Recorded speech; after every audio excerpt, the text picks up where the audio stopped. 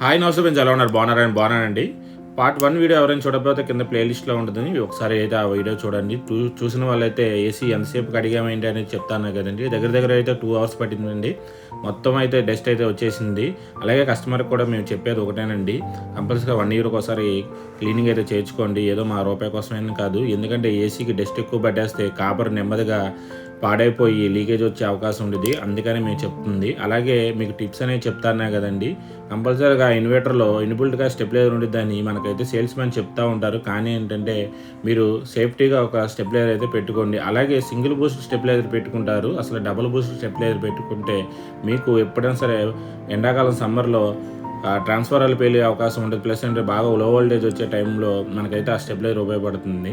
నేనైతే కంపెనీలో అయితే ప్రిఫర్ చేసేది రాయ్కు అండి. అది మీకు ఆన్లైన్లో అయితే దొరుకుతుంది.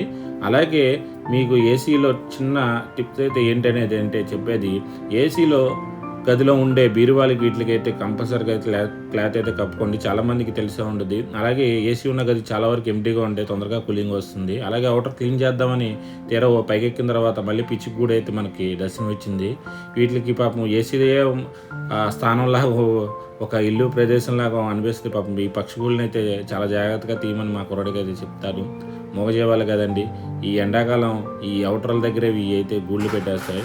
చాలా జాగ్రత్తగా తీసి గుడ్లు కానీ మళ్ళీ పిల్లలు పొదిగిన సందర్భాలు కూడా మాకు చాలా వచ్చినాయి. అందుకని చాలా జాగ్రత్తగా తీసి అయితే మేమైతే బయటపడేస్తాము.